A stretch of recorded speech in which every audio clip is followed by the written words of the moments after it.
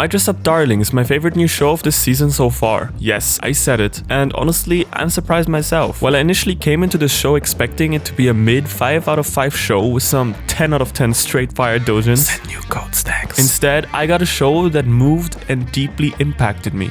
That has 10 out of 10 straight fire dojins. My Dress Up Darling revolves around Wakana Gojo and Marin Kitagawa. Wakana lives with his grandfather who runs a Hina doll shop, and due to this, ever since an early age, Wakana has been in love with the art of making Hina dolls.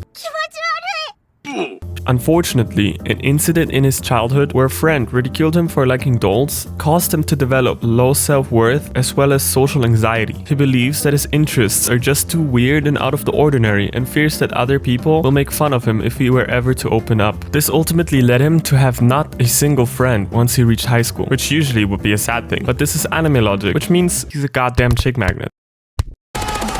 On the opposite end, we have Marin, confident, outgoing, and beautiful, and kinda horny. In contrast to Wakana, she's unapologetically herself, figuratively and literally wearing her passion proudly for everyone to see. More importantly though, she strongly believes that no one should be ridiculed for the things they love. The two of them are total opposites, but through a chance encounter, Marin finds Wakana sewing an outfit for his Hina doll. To his surprise, Marin isn't clowning on him nor spamming KEKW in the chat. She instead admires his work and asks him to help her create a cosplay outfit for her favorite eroge character. Wait. Socially awkward loner meets beautiful outgoing girl way out of his league and she then helps him come out of his shell and slowly make friends?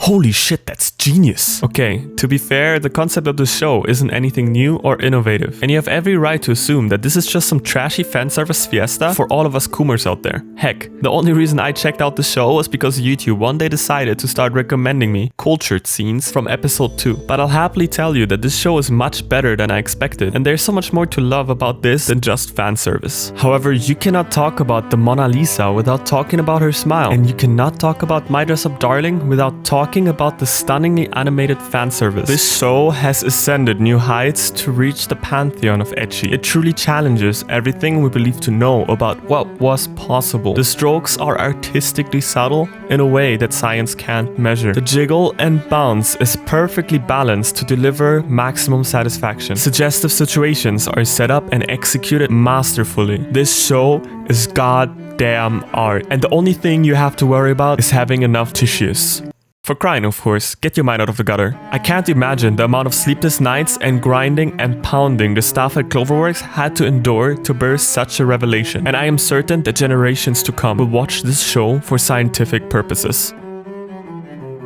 So yeah, the show looks pretty good, I guess. On a more serious note, while the show and characters can be pretty damn horny at times, it's not to an extreme where it affected my viewing experience. Except those extremely uncomfortable mid-sentence panty shots. Now, if this kind of stuff is not for you, then you'll probably not like the show. But if you're planning to give the show a chance, I ask you to hold judgment until the end of episode 4. You see, the usual rule of thumb is to give a show 3 episodes to know if it's a watch or a pass. But this show is an exception to this rule, because episode 4 contains one of my favorite moments of this season.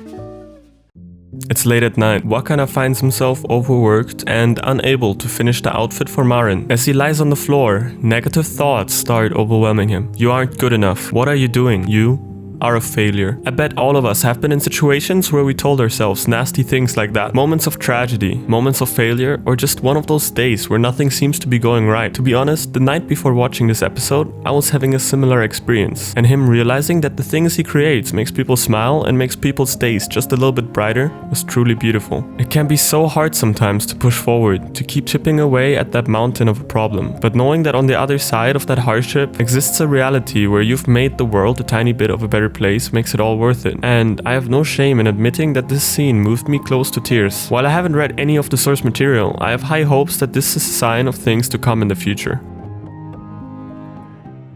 What I am also really glad about is that this isn't just some anime that serves as a self-insertion fantasy. Our protagonist actually has a lot of depth and positive qualities going for him. He's hardworking and extremely reliable. He's very kind and considerate towards the people around him and genuinely just a nice dude. It just so happens that he is unsure of his place in society, which is totally normal and fine for a teenager to have. I remember having absolutely no friends in my second year of high school. And look at me now, talking about the jiggle of animated boobs on my YouTube channel. And this is also one of the main reasons I enjoy this show so much. much. These characters are just so infectiously likable and relatable. You might not have the same interests as either Wakana or Marin, but each one of us has something they really love and obsess over. And these characters are just written in a way that radiates this love. A lot of times in stories we are told someone loves a thing or activity, but rarely is it communicated in such a way that you can feel the passion through your screen. But in My Dress Up Darling, you can tell that this is part of who these characters are, and you can see them struggle and doubt and ultimately overcome for what it is they love to do in their lives.